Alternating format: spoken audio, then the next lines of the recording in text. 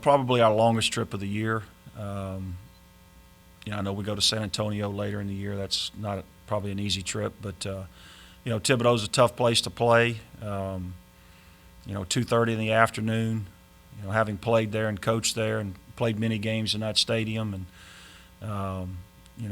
but it's a football game, and we've got to make sure that we're mentally prepared. And I've got to do a good job of making sure the players that have never been there understand what we're going into.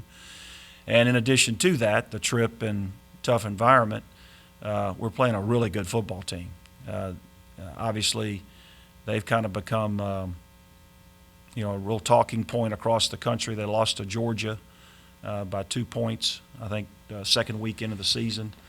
And then they took South Alabama into overtime and went for the win, came up a little short, and lost by 1. And, of course, we know South Alabama just beat a top 25 team in San Diego State this week. So they lost a kind of a rival match pretty good to McNeese this week down in Lake Charles, but they've beaten Incarnate Word at home. So we know as coaches, and we've just got to get our players refocused on the challenges that this football team presents, in addition to the travel and the trip and the environment.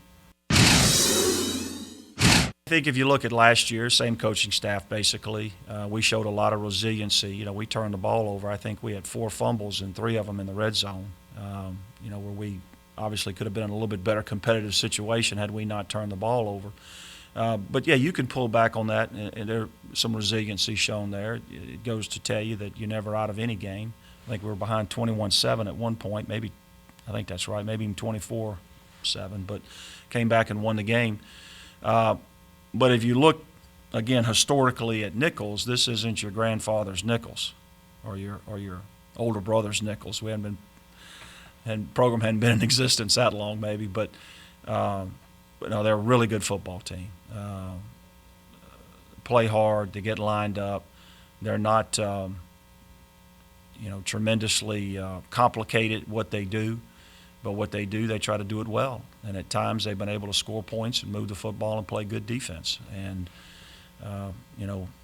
it's our job this week to do everything that we can to get our boys refocused and get them on point. I think all we have to do is really turn the tape on. Go watch them go shoot a shoe with Georgia, a few weeks ago, and then just how hard they played against McNeese this past weekend. So, again, it's Southland Conference football, and every week's going to be a challenge, and this one certainly presents a great challenge in itself.